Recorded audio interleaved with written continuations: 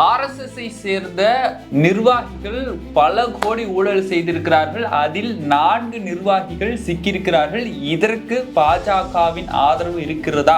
எவ்வளவு ஊழல் செய்தார்கள்? எந்த துறையில் ஊழல் செய்திருக்கிறார்கள்?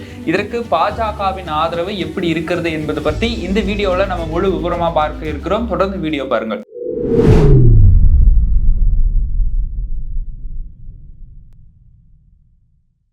கோபாசை நண்பர்களுக்கு வணக்கம். நான் உங்கள் சின்ன அரசியலுக்கு தொடர்ந்து பேசுவோம், உண்மையை உறக்க சொல்வோம்.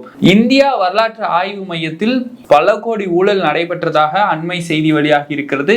இதில் பாஜக ஆட்சி அமைத்த பிறகு மோடியின் தலைமையிலான RSS நிர்வாகிகளை ICHR என்று சொல்லக்கூடிய இந்தியன் கவுன்சில் ஹிஸ்டாரிக்கல் ரிசர்ச் அப்படிங்கிற அமைப்புல RSS-ஐ சேர்ந்த நிர்வாகிகள் நியமிக்கப்பட்டிருக்கிறார்கள். நியமனம் செய்தது மட்டுமில்லாமல் இந்த அமைப்பை சேர்ந்தவர்கள் பல கோடி ஊழல் செய்திருக்கிறார்கள். அதில் 4 முக்கிய நிர்வாகிகள் சிக்கியிருக்கிறாங்க அப்படிங்கிற ஒரு செய்தி வழியாக இருக்கிறது. அதை லைன் பை லைனா எவ்வளவு ஊழல் செய்தார்கள், எப்படி செய்தார்கள், ஏன் செய்தார்கள் அப்படிங்கிறத தொடர்ந்து நம்ம பார்ப்போம். இந்த ICHR என்று சொல்லக்கூடிய இந்தியன் கவுன்சில் ஹிஸ்டாரிக்கல் ரிசர்ச் அப்படிங்கிற அமைப்பு எதற்காக உருவாக்கப்பட்டதுன்னா, இந்தியாவுடைய வரலாறு எப்படி உருவாக்கியது, இதை ஆய்வு கட்டுரைகளாக வெளியிடுவதற்காக இந்த அமைப்பு உருவாக்கப்பட்டது. இந்த அமைப்பில் RSS-ஐ சேர்ந்த நிர்வாகிகள் நியமனம் செய்யப்பட்டது மட்டும் இல்லாமல் அவங்களுடைய நோக்கம் என்னவாக இருக்கிறதுனா, புராணங்களையும் இதிகாசங்களையும் மகாபாரத்தையும் மையமாக வைத்து இந்தியாவுடைய வரலாறை மாற்றி அமைக்கக்கூடிய நோக்கமாக தான் இந்த RSS-ஐ சேர்ந்தவர்களுடைய நோக்கம் இருக்கிறது.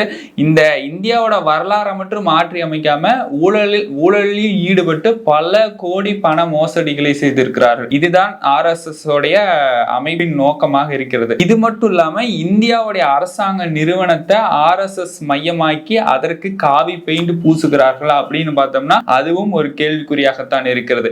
இப்படியாக பல கோடி ஊழலில் சிக்கிய நபர்களை இன்று இப்படி RSS-ஐ சேர்ந்த தலைவர்களை CVC அப்படின்னு சொல்லக்கூடிய அமைப்பு குற்றம் சாட்டி கண்டனம் விடுத்திருக்கிறார்கள்.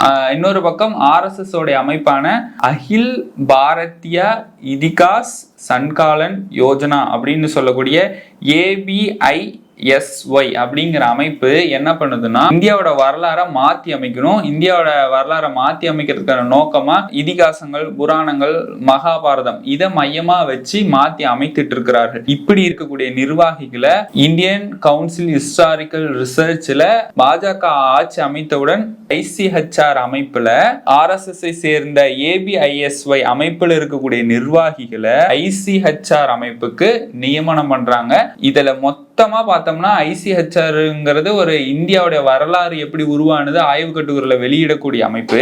இதுல RSS சேர்ந்த நிர்வாகிகளை நியமனம் பண்றதுனால அவங்களுடைய நோக்கம் என்னவாக இருக்கிறதுனா, மகாபாரதத்தையும் இதிகாசங்களையும் புராணங்களை மையமா வைத்து இந்தியாவை மாற்றி அமைக்கக்கூடிய நோக்கமா இருக்குது. அதுல பல கோடி ஊழல்கள் செய்திருக்கிறார்கள். வலதுசார அமைப்புகள்ல இன்னொரு பக்கம் என்ன சொல்லிட்டு இருக்கிறாங்க, ராமாயண காலத்திலேயே பிளைட் வந்தது. அது மட்டும் இல்லாம மோடி ஒரு கூட்டத்திலேயே விநாயகருக்கு தான் ஃபர்ஸ்ட் பிளாஸ்டிக் சர்ஜரி பண்ணாங்கன்னு இந்த மாதிரி நவீன அறிவியலுக்கு புறமான கருத்துக்களை போதிக்கக்கூடியவர்கள் தான் RSS. அப்படியாப்பட்ட ஊழல்வாதிகளை ICHR-ல நியமனம் செய்ததுனாலதான் பல கோடி ஊழல் நடைபெற்றிருக்குது. அந்த ஊழல்ல ஒரு முக்கியமா 15 அதிகாரிகள் கைவசப்படுத்தப்பட்டிருக்கிறார்கள். அவர்கள் மீது 14 குற்றம் இருக்குது அப்படிங்கறத சொல்றாங்க. அந்த 4 அதிகாரிகள்ல முதல் நபரா இருக்கக்கூடியவர் நரேந்திர சுக்லா. இவரு அந்த RSS அமைப்பை சேர்ந்து ஊழல்ல சிக்கப்பட்ட முதல் அதிகாரியான நபர் நரேந்திர சுக்லா. இரண்டாவது ஓம்ஜி உபாத்யாய், மூன்றாவதாக சௌரகுமார் மிஸ்ரா, நான்காவதாக உமேக் அசோக் கதாம். இந்த 4 அதிகாரிகள் தான் ஊழலில் ஈடுபட்டிருக்கிறார்கள் அப்படின்னு அரசு தரப்புல இருந்து தகவல் வெளியாகி இருக்கிறது. இந்த 4 அதிகாரிகளும் RSS-ஐ சேர்ந்த அந்த ABISY அமைப்பில் இருந்து வந்தவங்க தான். சரியா? அவங்க இப்போ ஒவ்வொரு அதிகாரியை பார்க்கலாம் அவங்க என்ன பண்ணியிருக்கிறாங்கன்னு. சௌரகுமார் மிஸ்ரா அப்படிங்கிறவரு ஐசிஹெச்ஆர்ல டெபுட்டி டைரக்டரா நியமனம் செய்யப்பட்டிருக்கிறாரு. ஆனா இவருக்கு இந்திய மொழி பத்தி ஆராய தெரியுமா, வேறு ஏதேனும் தகுதி இருக்குதா அப்படின்னு பார்த்தோம்னா எந்த தகுதியுமே அவருக்கு கிடையாது. எப்படி அப்புறம் அவர் இங்க நியமிக்கப்பட்டார் அப்படின்னு சொன்னோம்னா, RSS சேர்ந்த பால்குத் பாண்டே அவங்களுடைய சொந்தக்காரர் தான் இவரு. அவருடைய அதிகாரத்தினாலையும் ஆதரவாலையும் தான் RSS நிர்வாகிகள் மூலமாகத்தான் இந்திய வரலாற்று மையத்துக்கு பல RSS நிர்வாகிகள் நியமிக்கப்பட்டிருக்கிறாங்க. இதை தான் தொடர்ந்து 2022 இருந்து 2023 வரைக்கும் பல புகார்கள் சொல்லிட்டு இருந்தாங்க. 2022 என்ன புகார் சொல்லி இருக்கிறாங்கன்னா, இந்த மாதிரி RSS சேர்ந்த குடும்ப உறுப்பினர்களும் RSS சேர்ந்த நிர்வாகிகளும் தான் இங்க நியமிக்கப்படுறாங்க, அதுக்கு பாஜக ஆதரவா இருக்கு, இதை நாங்க தண்டிக்கணும்னு ஒரு பக்கம் 2022 குற்றம் சொல்லியிருந்தாங்க. 2023 என்ன குற்றம் சொல்லி இருந்தாங்கன்னா, இவங்க எந்த ரூல்ஸுமே கடைபிடிக்கிறது இல்ல, பல கோடி பண பரிவர்த்தனைய RSS சேர்ந்த நிர்வாகிகளுக்கு கொடுக்கறாங்க, இதையும் நீங்க தவிர்க்கணும்னு இந்த மாதிரியான குற்றங்கள்லாம் சாட்டி இருந்தாங்க. அதுக்குதான் இப்ப CVC ஒரு நடவடிக்கை எடுத்திருக்கிறாங்க. சென்ட்ரல் விஜிலன்ஸ் கமிஷன் அப்படின்னு சொல்லக்கூடிய அமைப்பு இந்த RSS நிர்வாகிகள் மேல நடவடிக்கை எடுத்து அவங்களுடைய குற்றங்களை கண்டுபிடித்து இப்ப மக்கள் முன்னாடி நிறுத்தி இருக்கிறாங்கன்னு சொல்லலாம்.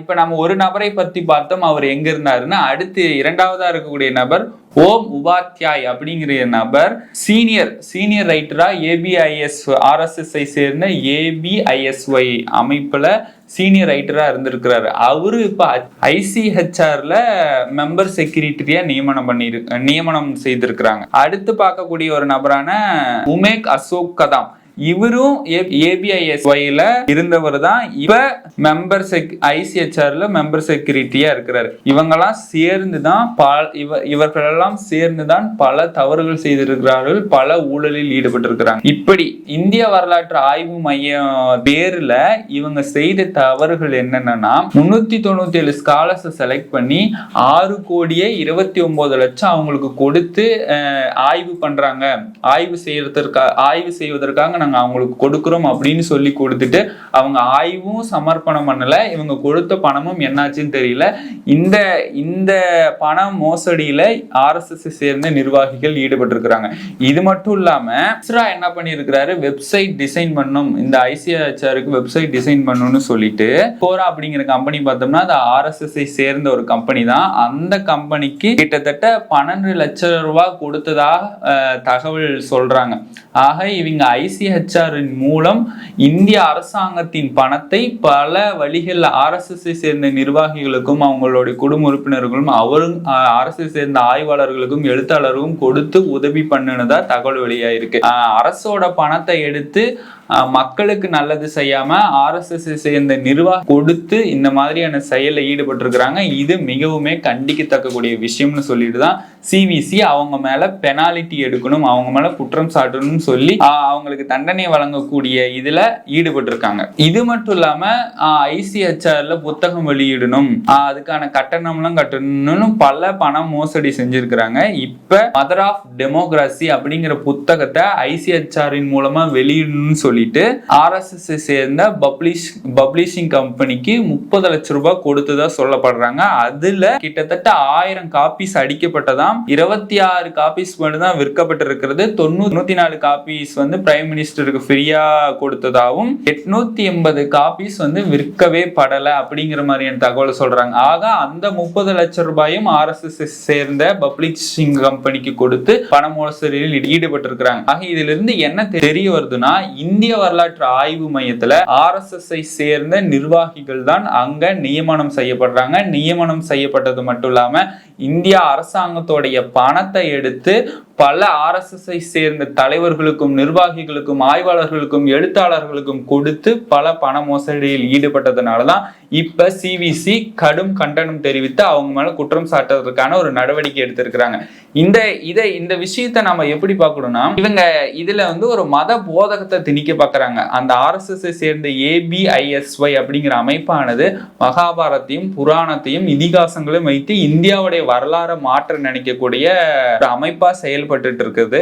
அந்த அமைப்பை கூட்டிட்டு வந்து இந்தியாவுடைய வரலாற்று மையத்துல நியமனம் செய்தது மட்டும் இல்லாம பல கோடி பண பரிவர்த்தனையில பல கோடி பண ஊழல்ல ஈடுபட்டது மட்டும் இல்லாம இதற்கெல்லாம் மிக முக்கிய காரணமாக இருக்கக்கூடியவர்களே பாஜக தான். பாஜகவுடைய ஆதரவு இல்லாமல் எப்படி இது நடைபெறும் அப்படின்னு எதிர்க்கட்சி தலைவர்களும் கேள்வி கேட்கிறாங்க. ஆக பாஜக மக்களுக்கு நல்லது செய்யறதுல மும்முரமா இல்லாம இந்த மாதிரியான பல கோடி பண ஊழல் செய்வதில் தான் மும்முரமாக இருக்கிறார்கள். இது இப்ப வந்திருக்கக்கூடிய இந்த இந்திய வரலாற்று ஆய்வு மையத்தில் நடைபெற்ற ஊழலை வைத்து நாம் தெரிந்து கொள்கிறோம். இது மட்டும் இல்லாம பல ஊழல் செய்யறாங்க, அதை நம்ம ஒவ்வொன்றா வெளி உலகத்துக்கு கொண்டு வருவோம். கோபாசை நேயர்களே, இந்த மாதிரியான பல ஊழல்களை பாஜக அரசாங்கம் செய்து கொண்டிருக்கிறார்கள். அதற்கு RSSம் துணை போகிறார்கள்.